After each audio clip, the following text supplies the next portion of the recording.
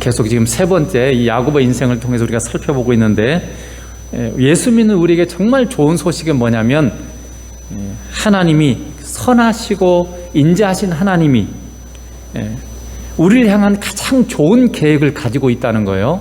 가장 좋은 계획을 가지시고 그 계획을 우리 인생을 통해서 지금 진행하고 계시다는 것입니다.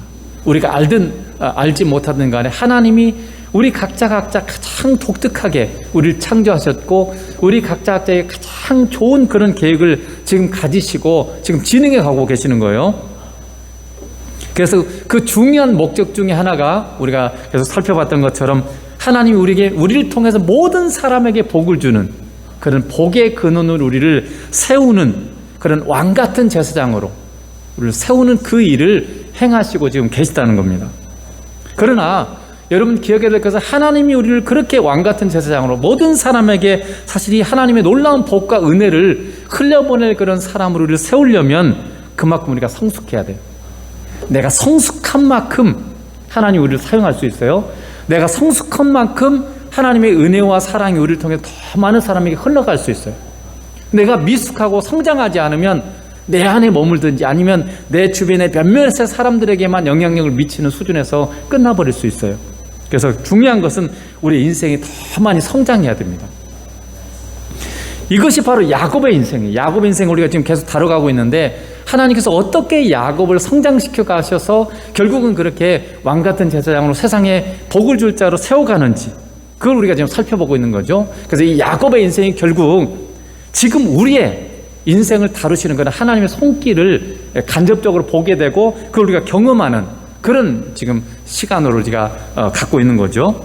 우리가 처음에 브엘세바에서 아버지 이삭의 집에서의 야곱의 인생, 그리고 베델에서의 야곱의 인생, 그리고 외삼촌 라반의 집에서의 밧단 아람에서의 야곱의 인생, 그리고 야복강에서의 야곱의 인생까지 이 네 중점 거점에서의 야곱을 하나님께서 어떻게 다루셨는지를 지난 2시간에 걸쳐서 살펴봤다면, 오늘은 세겜성에서의 야곱의 인생을 살펴보도록 하겠습니다. 일단은 잘 보이는지 모르겠어요. 이게 지금 이스라엘의 지도예요. 저 위에 좀 중간에, 땅 중간에 그 파랗게 이렇게 있는 게 거기 갈릴리 호수입니다. 갈릴리 호수 또는 갈릴리 바다라 그래요.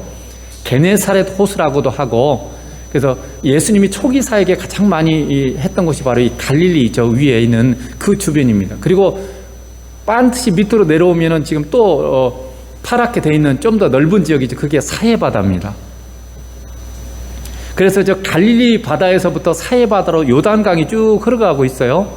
사해바다는 소금기가 가득한, 염분이 엄청나게 높아서 거기는 사람이 들어가면 그냥 둥둥 떠요. 죽을 수가 없어요. 그냥 떠버려요. 그냥 가만히 있으면. 수영을 전혀 못하는 사람도 그냥 가만히 이렇게 있으면 그냥 떠요. 그게 지금 사해바다고요. 그래서 지금 저 갈릴리는요, 그 갈릴리 바다, 갈릴리 호수 위쪽에 보면 헤르몬산이 있어요. 헐몬산이라고 되는데, 이스라엘에 보면 3,000m가 넘는 그 거의 만년설이 있는 그 큰 산이 있어요.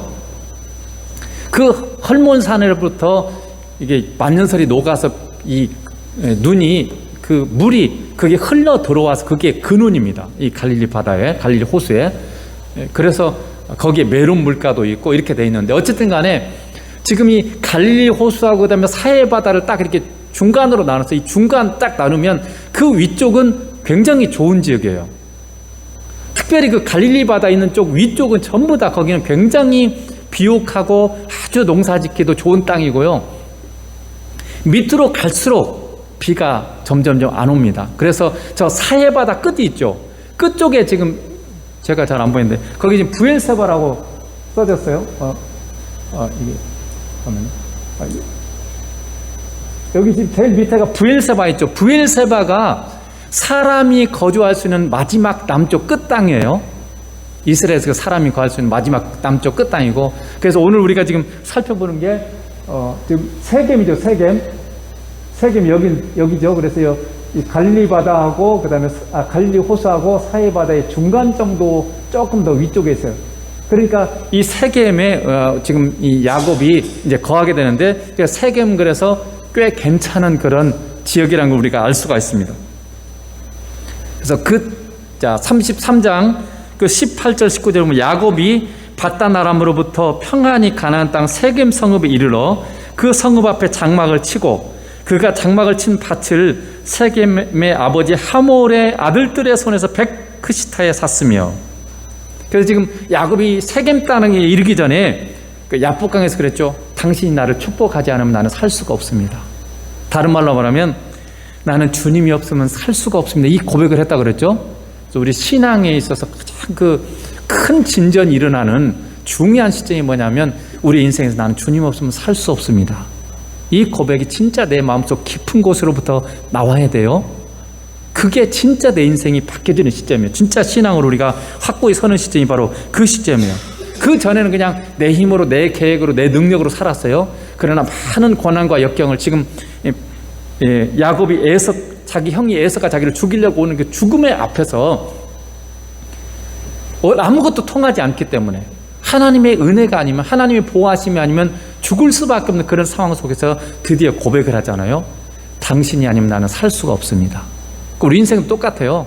하나님 우리 인생이 많은 여러 가지 고난들을 통해서 내 힘과 내 능력으로 해결이 안 돼. 그러니까 어려움이죠. 내 힘과 내 능력으로 해결돼 버릴 것 같으면 그건 고난도 아니에요. 그렇죠? 그런데 내 힘과 내 능력으로 해결이 안 되는 게 고난이에요.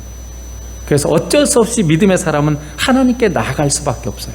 기도할 수밖에 없는 그런 상황이 그게 고난인데, 그래서 그때 하나님이 아니면 살 수가 없다는 그런 고백을 하게 되는 그 시점, 그게 우리 인생이 진짜 많이 확 신앙으로 변화되는 그런 시점이에요. 여러분이 혹시 그런 고백이 있습니까?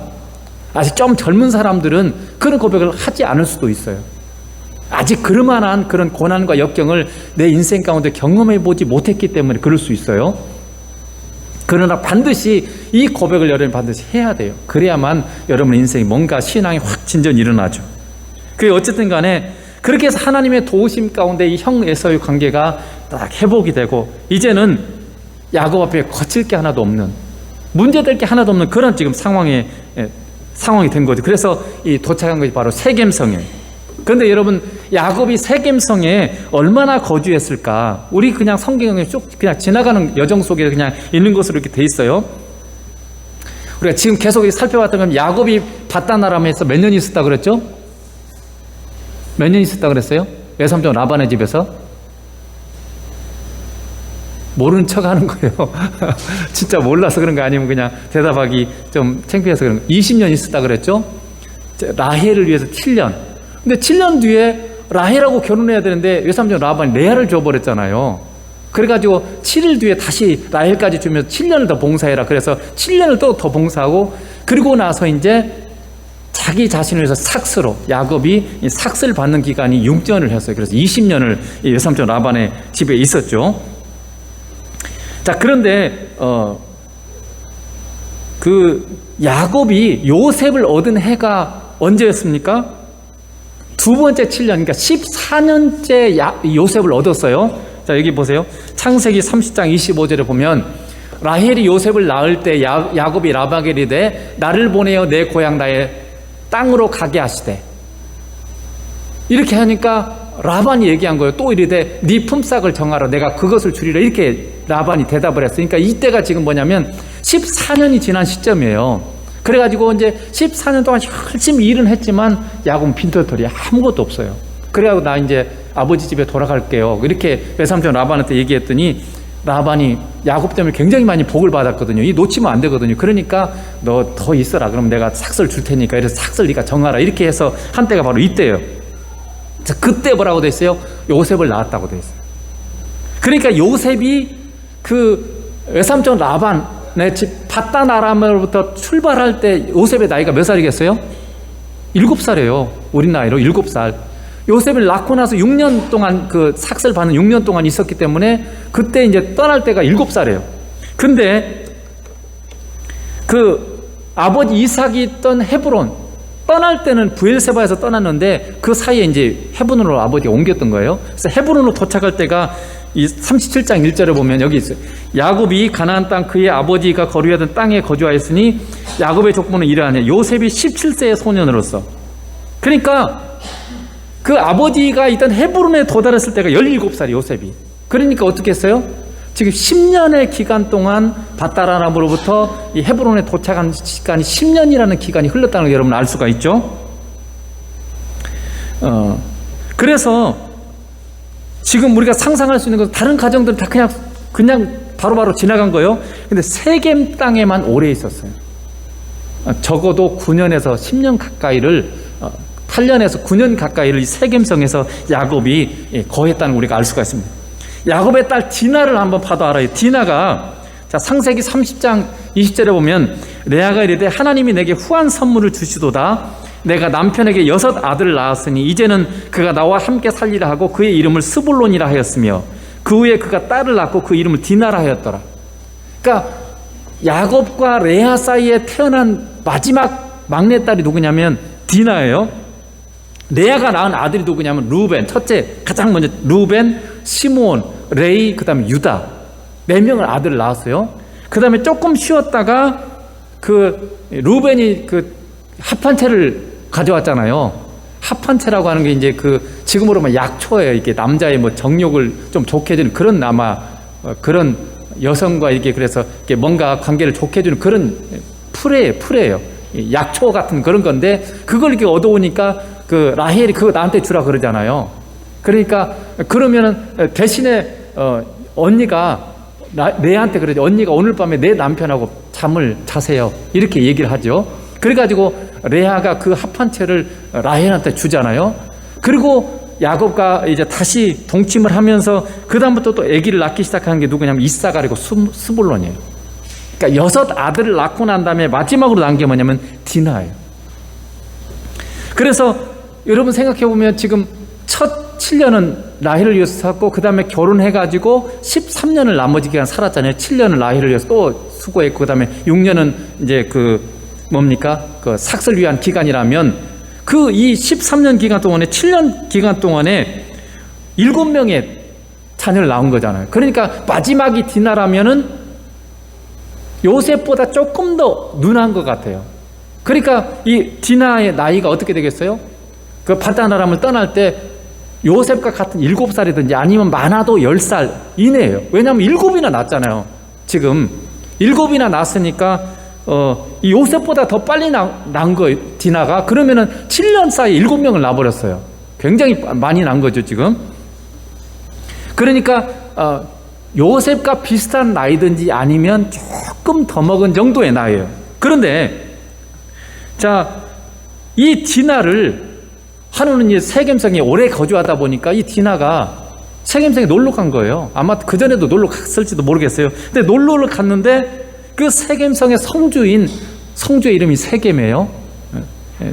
아니에요, 하몰인데 그 하몰의 아들이 세겜입니다. 아주 귀한 아들인데 이 세겜이 디나를 마음에 들어 성폭행을 해버렸어요. 그 폭행을 한 거예요. 성폭행을 해가지고 관계를 해버린 거예요. 그런데 이 세겜이 디나를 굉장히 좋아했어요. 또 자기 그 감정에 이끌려서 물론 하긴 했지만 디나가 아마 예뻤던 것 같아요. 그러니까 이 디나를 굉장히 사랑해가지고 디나를 그 야곱에게 찾아와가지고 당신 딸을 디나를 나한테 주세요. 그래서 내가 결혼하고 싶어 이렇게 얘기를 했어요. 그럼 여러분 생각해 보세요. 디나가 지금 외삼촌 라반의 집에서 떠날 때 7살에서 10살이에요. 그럼 만약에 세겜성에도 7살에서 10살이면은 그런 그게 성립이 안 되잖아요. 7살하고 10살짜리한테 성폭행을 했다는 것도 물론 그런 일이 있을 수도 있겠지만 결혼이라는 것은 안 되잖아요. 너무 어리잖아요. 근데 이 결혼의 대상으로 지금 말할 정도면 지금 디나가 적어도 뭐 17 내지 18살 정도는 되는, 그래서 많게는 20살, 적게는 16살에서 20살 정도 나이가 되는 그런 여인이라는 걸 우리가 알 수가 있습니다. 그래서 이 디나의 나이를 봐서도 지금 야곱이 이 세겜성에 적어도 8년 내지 9년은 있었지 않았을까, 이렇게 지금 계산을 해볼 수가 있는 거죠. 자, 그렇다면 왜 야곱이 바로 아버지가 있는 지금 하나님이 아버지 집으로 가라 그랬잖아요. 그러면 헤브론으로 바로 가지 않고 왜 세겜성에 그렇게 오랫동안 머물렀을까요? 다른 데는 금방금방 장막을 치고 또 옮기고 이렇게 계속 금방 이렇게 옮겼는데 이 세겜성에만 오래 머물렀어요. 그 이유는 지금 사실 외삼촌 라반과의 문제도 해결됐고, 그 다음에 형 에서와의 문제도 해결되고, 모든 큰 문제들이 다 해결돼 버렸어요.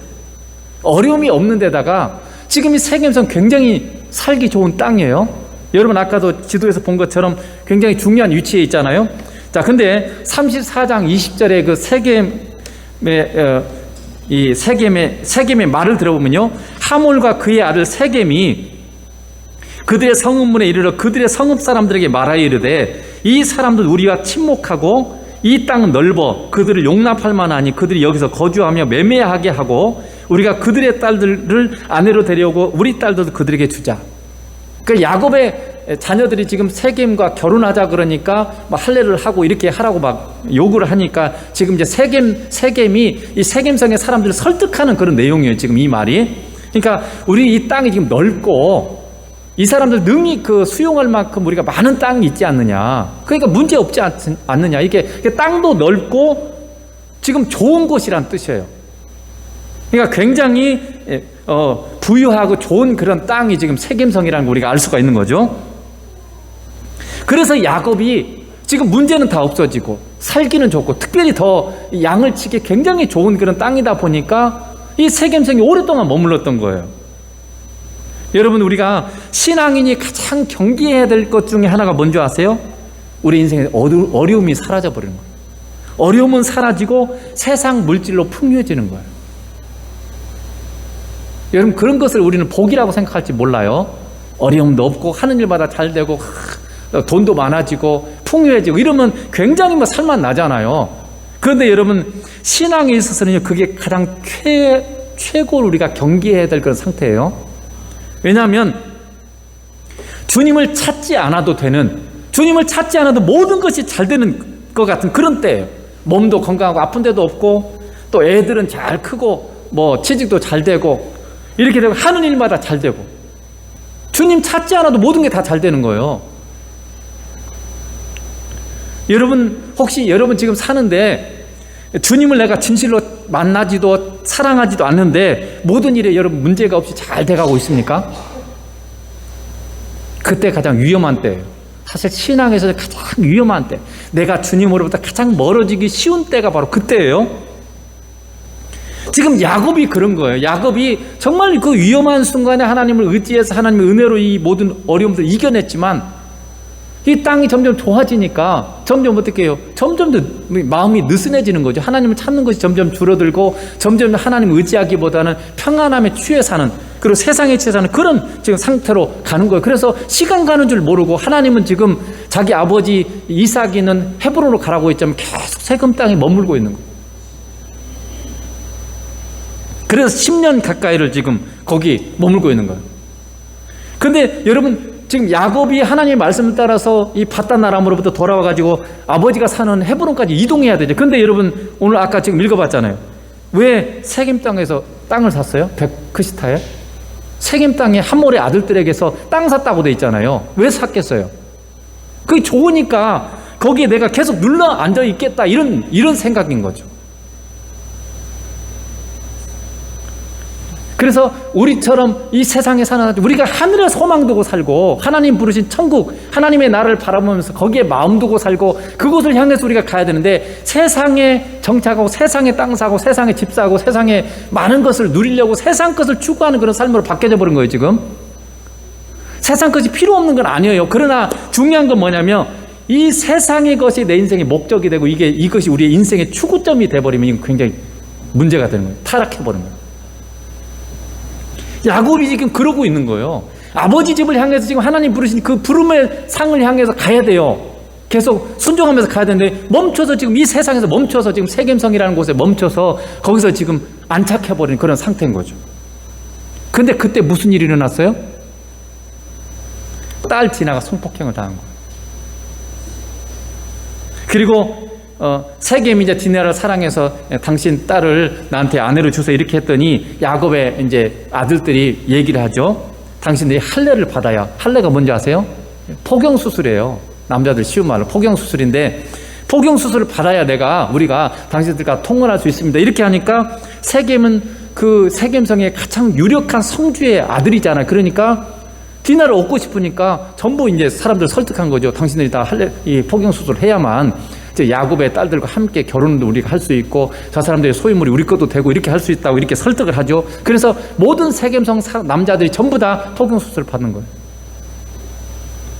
그리고 그들이 이게 수술을 받고 나니까 못 움직이잖아요. 이틀째 3일째 되는 날에 시몬과 레위가 들어가서요 다 죽여버린 거예요. 못 움직이냐. 상대방은 지금 움직일 수 없는 상황이니까 시몬과 레위가 칼을 가지고 가서 다 죽여버렸어요. 남자들 다 죽여버리고 모든 가축과 그리고 유아들 그리고 여자들을 데려다가 종 삼고 이렇게 지금 이 일을 한 거죠. 그래가지고 어떻게 됐습니까? 야곱이 큰 위험에 처하게 됐어요. 여러분 왜 위험하게 됐을까요? 창세기 34장 30절에 보면 야곱이 시몬과 레위에게 이르되 너희가 내게 화를 끼쳐 나로 하여금 이 땅의 주민 곧 가나안 족속과 브리스 족속이 악취를 내게 하였도다. 나는 수가 적은즉 그들이 모여 나를 치고 나를 죽이리니 그러면 나와 내 집이 멸망하리라. 지금 야곱이 굉장히 심각한 얘기를 하고 있죠. 왜 그러냐면 지금의 시대와는 많이 달라요. 당시에는 이 족장 시대이기 때문에 이 족속들이 한 성이 중요한 그 생활 터전이 돼서 성과 성이 좀 가까운 지역에 서로 동맹을 맺습니다. 그래야만 더 강하고 다른 성에서 쳐들어오면 같이 연합해서 이걸 방어하기도 하고 같이 공격하기도 하는 거죠. 여러분 소돔과 고모라 당 사건도 아시죠? 그 아브라함 때 그 롯이 잡혀갈 때 그 5 왕이 연합을 해서 동맹을 해서 이렇게 전쟁을 해가지고 소돔 왕이 잡혀가고 소돔의 모든 사람들 거 다 빼앗아가 버리잖아요. 그러니까 동맹이 있는 거예요. 그러니까 만약에 세겜성을 야곱의 아들들이 그 가져서 그 모든 것을 빼앗았다는 소문이 만약에 세겜성과 동맹을 맺은 사람들에게 들어가면 어떻게 되겠어요? 그 사람들이 쳐들어오는 거죠. 쳐들어오는데 지금 야곱은 사람 몇 명 없잖아요. 야곱의 아들들, 그 큰 애들도 좀 있지만 대부분 좀 어리고 이런 애들하고 종들밖에 없으니까 야곱은 지금 이동 중이잖아요. 그러니까 동맹한 사람이 하나도 없잖아요. 싸울 수 있는 사람 기껏해야 뭐 한 10명에서 20명밖에 안 돼요.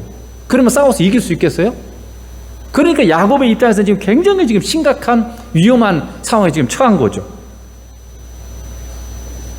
그때 하나님이 야곱에게 나타나십니다. 그래서 하나님이 이 말씀하시죠. 하나님이 야곱에게 이르시되 일어나 베델로 올라가서 거기 거주하며 내가 내 형 에서의 낯을 피하여 도망하던 때에 내게 나타났던 하나님께 거기서 제단을 쌓으라 하신지라. 야곱이 하나님을 가득히 잊고 살았어요. 야곱이 사실 형 에서한테 죽음으로도 도망치면서 이 베델에서 하나님을 만났을 때 하나님이 자기를 만나주셨을 때 어떻게 서약한 줄 아세요? 만약 하나님이 나를 만약 평안히 아버지가 있는 땅으로 돌아오게 하시면 내가 얻은 모든 것의 10분의 1을 하나님께 11조를 드리겠습니다. 그리고 하나님을 내가 정말 잘 섬기겠습니다. 이렇게 하나님께 맹세를 했어요. 근데 지금 그 땅에 왔거든요. 근데 가만히 야곱을 잊어버리고 지금 세상에 취해가지고 그리고 지금 그렇게 사는 거예요. 그때 하나님께서 말씀하는 거죠. 세겜성에 있는 야곱에게 나타나서 하나님을 다시 예배하라는 거예요. 네가 어려울 때 너를 찾아오셔서 지금까지 너를 지켜주고 너를 이렇게 복되게 하신 하나님, 그 하나님을 네가 약속했던 것처럼 하나님을 예배하고 하나님을 찾으라. 이렇게 하나님이 친히 찾아오셔서 지금 말씀하는 거예요. 이 어려움 속에서, 고난, 위험 속에서. 여러분, 디나가 성폭행을 당하고 시몬과 레위가 살인과 도둑질을 한 그 이유는요, 세상에 취한 야곱을 하나님께 돌리기 위한 하나님의 섭리였다는 거죠. 단순히 그냥 세김이라는 사람이 그냥 감정이 혹해가지고 디나를 범하고, 물론 그런 것이 없는 건 아니에요. 그러나 하나님의 큰 배후의 역사 속에서는요, 지금 편안과 세상의 풍부함에 치여 살고 있는 야곱을 깨우려는 하나님의 섭리예요. 그러니까 굉장히 모든 세상의 삶에는요, 놀라운 하나님의 섭리들이 있어요. 우리가 그걸 잘 알아차리지를 못하고 있는 거죠. 그래서 믿음의 사람들이 주님을 멀리하고 세상에 취해서 살면 반드시 여러분 어려움을 겪을 수밖에 없어요. 왜냐하면 하나님 우리를 돌이켜야 되거든요. 우리가 복의 그늘을 세우려면 우리를 성장시켜야 되는데 우리가 세상에 취하게 되면 어떻게 돼요? 멈춰버리잖아요. 하나님부터 멀어지잖아요. 그러니까 우리를 돌이키기 위해서 하나님은 우리의 인생 가운데 어려움을 줄 수밖에 없어요. 그 일이 때로는요, 자기 자녀가 잘못돼요. 지금 야곱의 자기 하나밖에 없는 딸이 지금 성폭행 당했어요. 얼마나 큰 일입니까? 야곱이 잘못 살아서 그런 거예요. 물론 디나에게 전혀 문제가 없는 건 아니지만, 뭐 세금이 문제가 없는 건 아니지만, 그러나 중요한 원인 중에 하나가 바로 이 중요한 영적 가장인 야곱이 가정을 제대로 세워가고 믿음으로 살아야 되는데 세상에 취해 살아버리니까 그것 때문에 사실 어떻게 보면 디나가 이런 성폭행을 하니 큰 일을 당하는 거예요. 여러분의 가정에 때로는 자녀가 어떤 큰 일을 당하기도 하고 내 관련되는 사람들이 막 아프기도 하고 이런 일들이요, 그냥 일어나는 게 아니에요. 영적인 가장인 내가 제대로 깨어있지 못하고 세상에 취해 살면 하나님이 나를 깨우시려고 그런 일을 하나님께서 허락하실 수가 있다는 거예요. 그러니까 여러분이 정말 잘 깨어있어야 돼요. 나 때문에 내가 잘 서면 내 가족이 다 복을 받지만 내가 제대로 서지 못하고 내가 세상에 취하고 잘못된 길로 나가고 주님을 멀리하면요, 내 가족이 다 나 때문에 고통당해요. 여러분, 굉장히 중요한 책임 있는, 그게 복의 근원이잖아요. 내가 주님을 잘 모시고 살면요, 내 가족 전체가 나 때문에 복을 받아요. 근데 내가 잘못 살면요, 나 때문에 내 가족이 고통받아요. 큰일 당하는 거예요. 그래서 여러분, 이 복의 근원이라는 것은 굉장한 책임무력이 있어요. 이걸 여러분이 잘 감당해야 되는 거죠. 그래서 히브리서 12장 10절에 하나님이 이렇게 말씀하셨어요. 그들이 누구냐면 세상 부모예요.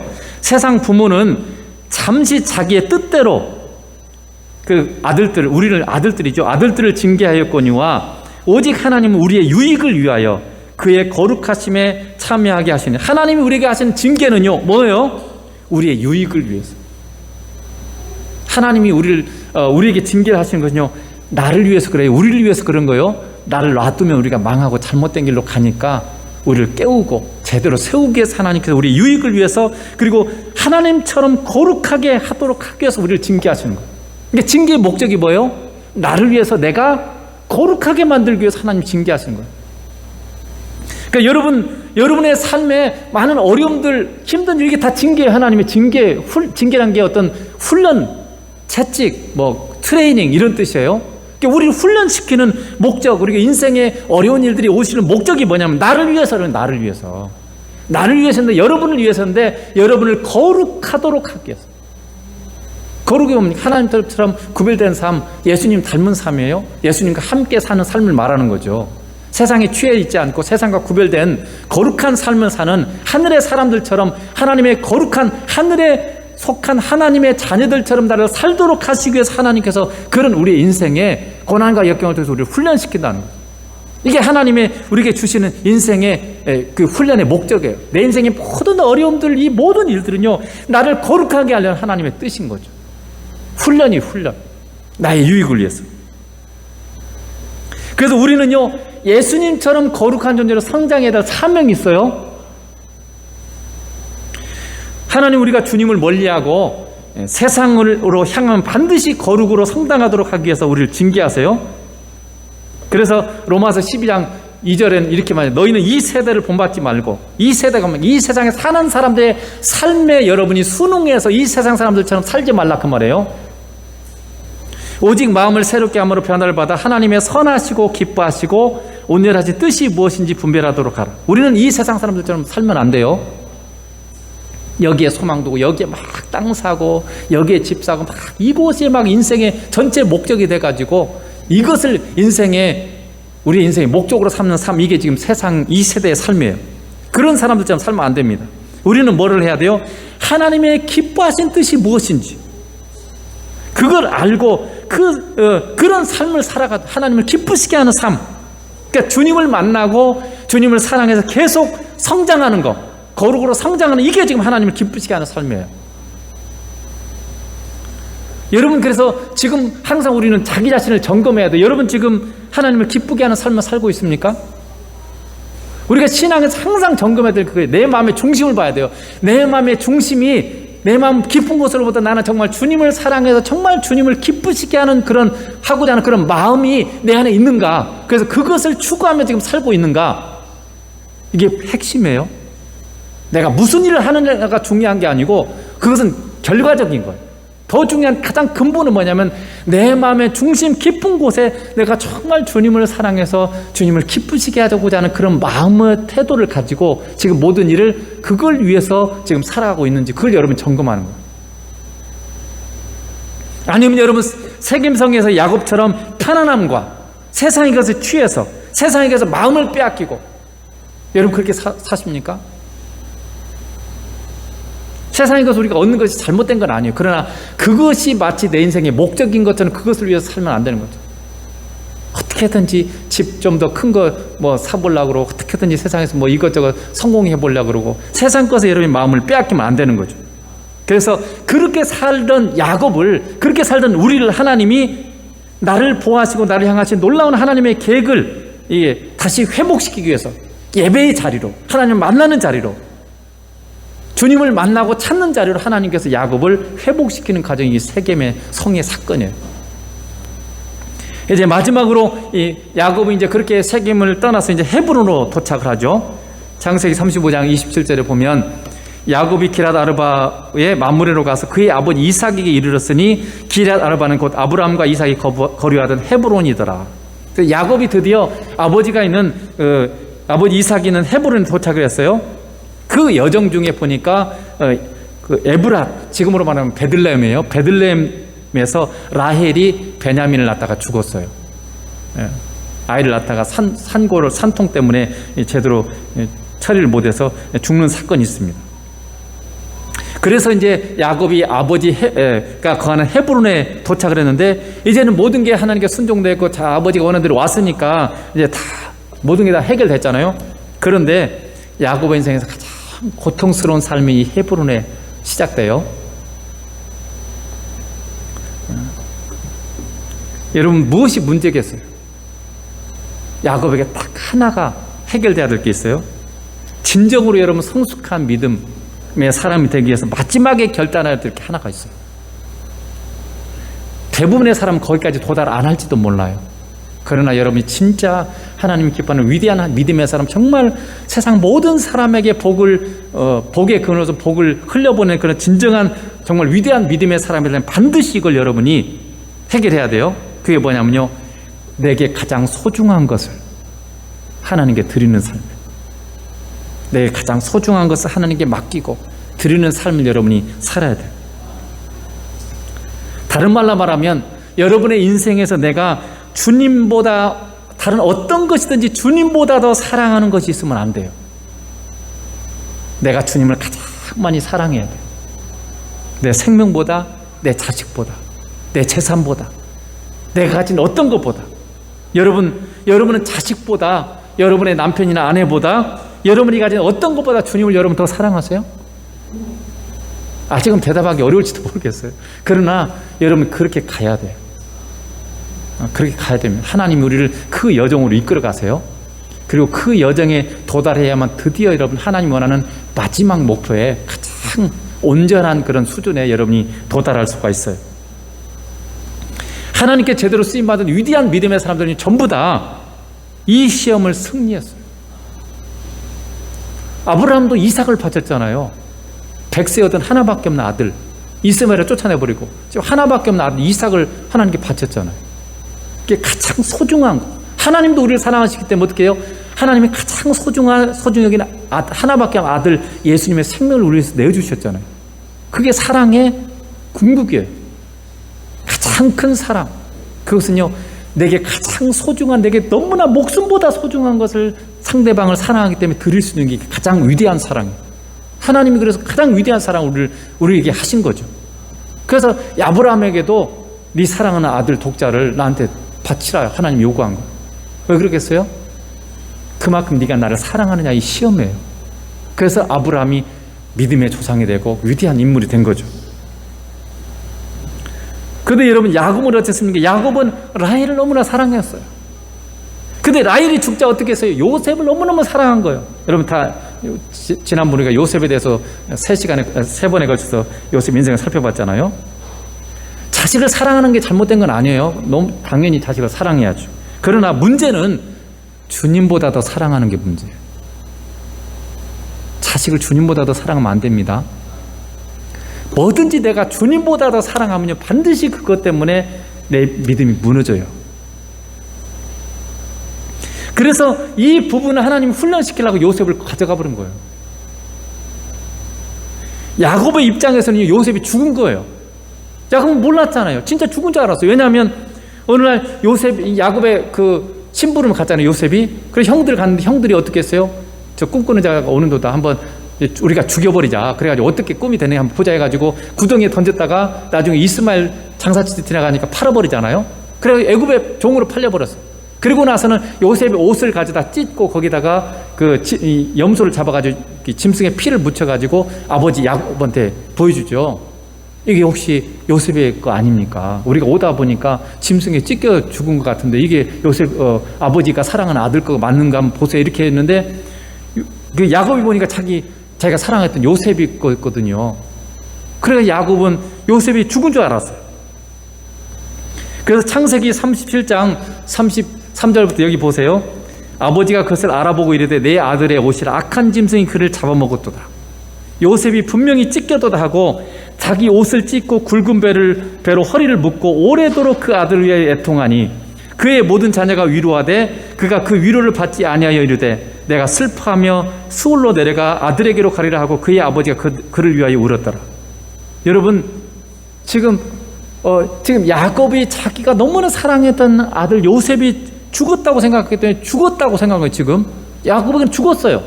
그러니까 얼마나 고통스러웠는지 여기 보면 뭐라고 돼 있어요? 그 아들이 오래도록 애통했다고 돼 있어요. 얼마나 울었는지 몰라요.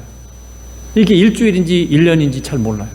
그러나 야곱이 너무너무 사랑했던 아들이 지금 죽었기 때문에 너무너무 고통스러워서 슬퍼서 이렇게 했다는 거예요. 그리고 나서 그 뒤에 내가 슬퍼하며 스올로 내려가 아들에게로 가리라 이 말이 뭐냐면요, 나 죽어서 아들한테 갈 거야, 그런 뜻이에요. 그잖아요. 모든 소망, 내가 가장 사랑했던 대상이 죽어버렸으니까 살 이유가 없잖아요. 그러니까 나도 죽고 싶다는 거예요. 여러분 가장 사랑하는 아들을 잃은 슬픔이 얼마나 컸겠어요.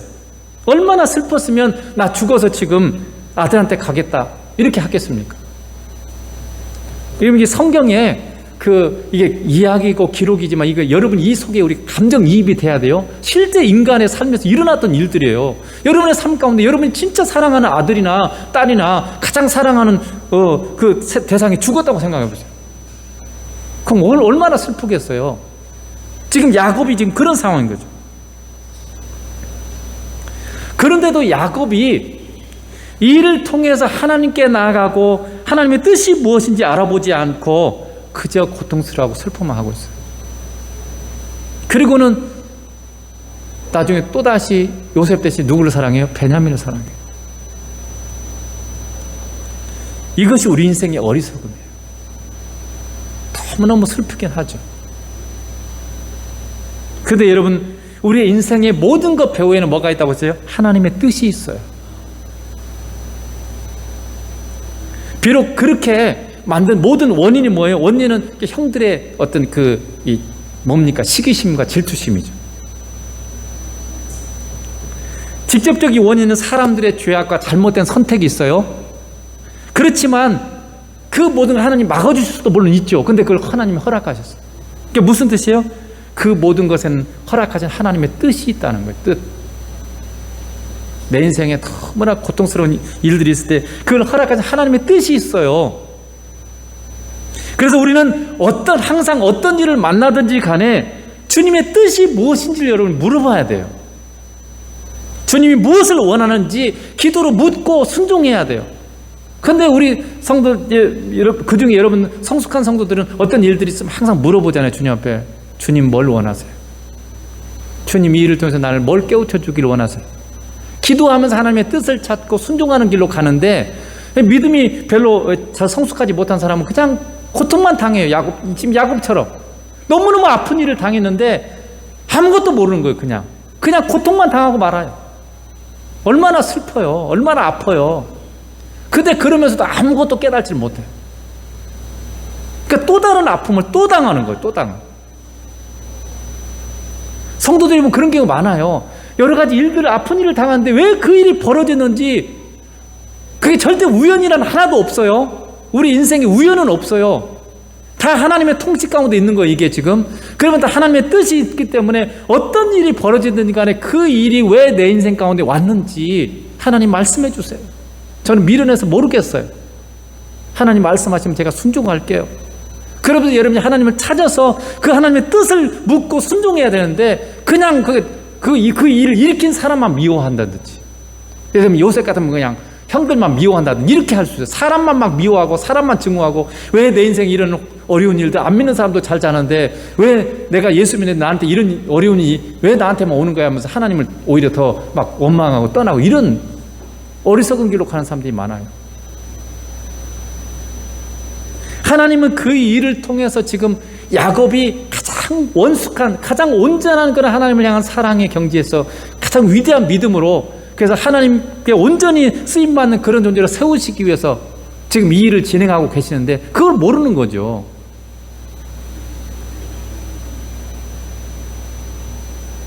그래서 어떻게 됐어요? 나중에 베냐민마저 하나님 빼앗아가 버리잖아요.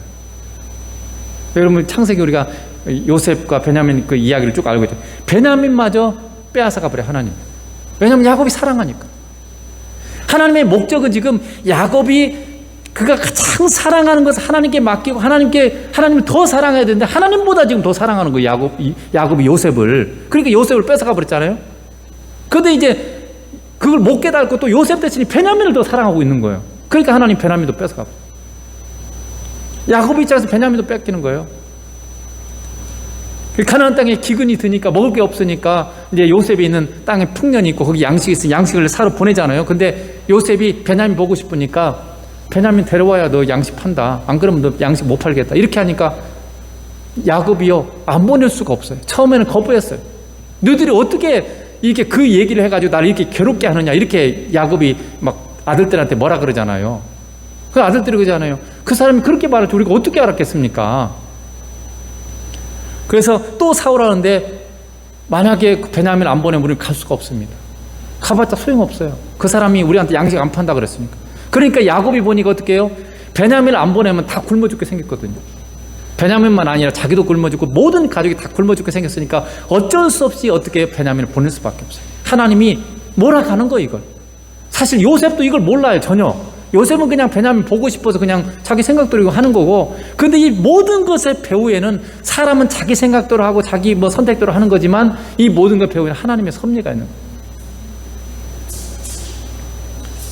그래서 베냐민은 어쩔 수 없이 하나님께 상황에 밀리는 거예요. 이제 하나님이 이 야곱이 선택할 수밖에 없는 극한 상황까지 몰아붙이는 거예요. 그러니까 이제 베냐민 할 수 없이 보내잖아요. 그래서 뭐라고 하는지 아세요? 이제 창세기 43장 14절에 전능하신 하나님께서 그 사람 앞에서 너희에게 은혜를 베푸사 그 사람으로 너희 다른 형제와 베냐민을 돌려보내게 하시기를 원하노라. 내가 자식을 잃게 되면 이르리로다. 드디어 야곱이 상황에 밀려서 할 수 없이 이제 어쩔 수 없잖아요. 하나님을 의지할 수밖에 없어요. 이제는 베냐민을 보내야 되니까. 사랑하는 아들을, 정말 너무나 목숨같이 사랑하는 아들을 보낼 수밖에 없으니까 하나님이 아니면 이건 어떻게 해볼 수가 없어요. 자기가 지킬 수가 없어요. 그러니까 내가 하나님께 의탁한다. 내가 이름은 이르리라. 이렇게 지금 고백을 하죠. 그러다 여러분 야곱이 하나님께 모든 걸 다 내려놓아야죠. 자기가 사랑하던 베냐민을 다 내려놓습니다. 모든 걸 이제 하나님께 의탁하게 돼요.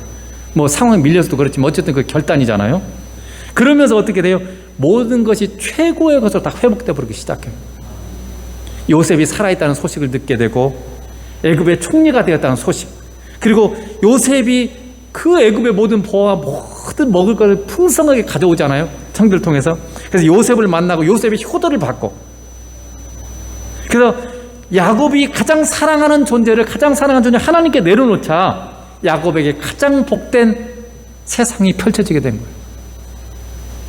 그러니까 자기가 가장 사랑하는 것보다 주님을 더 사랑하는 그런 지경에 이르니까 야곱에게 가장 좋은 그런 환경으로 다 모든 게 바뀌어져요. 모든 것이 복이 돼버려요. 다. 여러분, 우리가 가장 잘 되는 비결은요, 막 내가 뭘 사랑하고 내가 뭘 하는 게 아니에요. 내가 가장 소중히 여기는 것을요, 주님께 의탁하고 주님을 가장 사랑하게 될 때, 그래서 주님을 따라갈 때 내 인생이 가장 최고의 인생이 되는 거예요. 여러분 그걸 믿으세요. 주님은 우리를 목숨보다 더 사랑하기 때문에 우리에게 최고의 것을 주님은 주기를 원하세요. 여러분 그걸 믿어야 돼요. 때로는 주님이 우리에게 주신 징계나 이 훈련들이 우리가 보기에 너무 안 좋은 것처럼 보일 수 있어요. 그래서 믿음이 필요해요. 어떤 믿음이요? 딱 한 가지 믿음. 하나님은 언제나 선하십니다. 하나님은 언제나 우리를 사랑하십니다. 이 믿음만 여러분 있으면 돼요.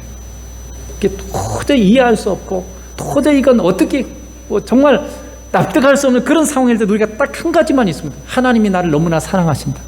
그리고 하나님은 항상 나한테 그렇기 때문에 최고의 것을 주신다. 이 믿음만 있습니다. 잘 몰라도 돼요. 여러분 하나님이 여러분 선하신 걸 믿습니까? 하나님이 여러분을 진실로 사랑을 믿습니까? 그 아들의 생명을 하나밖에 없는 아들의 생명을 우리 위해서 십자가에 주신 분이에요. 그 사랑을 여러분 진실로 믿으면 돼요. 그냥 머리로만 죽어있는 지식처럼 냉랭한 지식으로 보면 아무 의미가 없어요. 진짜 그게 내게 다가와야 돼요. 하나님 나를 이처럼 사랑하십니다. 그리고 그게 믿어져요. 그렇게 사랑하시는 분이기 때문에 하나님은 우리에게 결코 좋지 않은 것을 주시는 분이 아니에요. 우리에게 항상 좋은 것만 주시고 우리에게 영원히 잘 되고 영원히 좋은 것만 주시는 거예요. 이 땅에서 잠시 잘 되는 게 아니라 영원히 잘 되고 영원히 좋은 것만 하나님 우리에게 주시는 그런 분이세요. 여러분 이렇게 야곱이 성장하자 여러분 야곱이 어떻게 되냐 축복의 삶을 살게 돼요. 창세기 47장 7절에 보면 요셉이 자기 아버지 야곱을 인도하여 바로 앞에 서게 하니 야곱이 바로에게 축복합니다. 드디어 하나님의 목적이 이루어지잖아요. 지금 그 시대의 가장 최고의 큰 자를 야곱이 축복하고 있어요. 평범한 목동이었던 사람이 지금 애굽의 황제잖아요. 여러분이 지금 미국의 바이든 대통령을 축복하고 있는 거예요. 머리에 손 얹고 딱 이렇게. 그거 가능하겠어요? 지금 하나님이 야곱을 그렇게 만들어주신 거예요. 이 47장에 48장은 뭔지 아세요? 야곱이 요셉의 두 아들을 축복하는 내용이에요. 49장은요. 야곱이 12아들들을 축복하는 내용. 그리고 그 축복이 야곱의 축복이 그대로 다 이루어져요. 여러분 히브리서 11장은 믿음장이죠. 믿음장에서 어떤 사람이 위대한 믿음의 행동들을 지금 기록한 게 히브리서 11장이에요. 근데 히브리서 11장을 한번 봐보세요. 믿음으로 이삭은 장차 있을 일에 대해 야곱과 에서에게 축복하였으며 믿음으로 야곱은 죽을 때 요셉의 각 아들에게 축복하고 그 지팡이 머리에 의지하여 경배하였습니다. 여러분 이삭이 그렇게 위대한 믿음의 사람이죠. 이삭도. 근데 이삭의 믿음의 삶에 대해서 하나밖에 없어요. 축복했다. 에서 야곱을 축복했다. 이 하나가 이삭의 인생에서 가장 중요한 믿음의 행동이라는 거죠.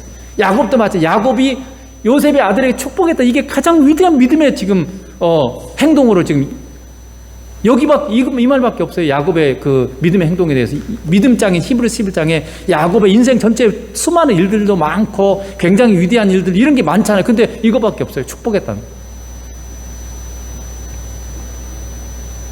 그러니까 이 축복하는 것이 얼마나 위대한 믿음이고 그 축복할 수 있는 자로 내가 섰다는 게 얼마나 중요한 삶의 믿음의 진전인지를 성경은 지금 우리에게 얘기하고 있는 거예요. 그래서 하나님이 야곱을 너를 복의 근원이 삼고 너를 내가 축복자로 삼겠다 이렇게 하나님이 약속하시고 그 일을 내가 이루기까지 내가 네 인생에서 떠나지 않고 내가 원하는 이 일 너를 네 인생을 통해 이걸 이루겠다 하나님이 그렇게 약속하셨잖아요. 지금 우리가 본문에 창세기 28장 읽은 것처럼 그 일을 야곱의 인생을 통해 하나님이 이루신 거예요. 그걸 지금 야곱의 인생 전체가 지금 우리에게 보여주고 있는 거죠. 우리에게도 똑같아요. 하나님이 여러분 각자를 통해서 하나님 우리를 축복자로 세우셨어요. 너희는 왕같은 제사장이야. 우리를 통해서 하나님은 세상 모든 사람에게 복을 주는 자로 우리를 하나님 세우시기를 원하세요. 그러려면 어떻게 돼요? 내가 성장해야 되겠죠. 그래서 축복자로 나를 세우시기 위해서 하나님께서 이 인생을 이끌어가는데 그러려면 여러분 우리는 주님만이 전부인 삶, 주님을 항상 의지하고 묻고 주님께 순종하는 삶을 사는 훈련을 야곱처럼 받아야만 그 인생을 여러분 제대로 살 수 있는 거예요. 기도하겠습니다.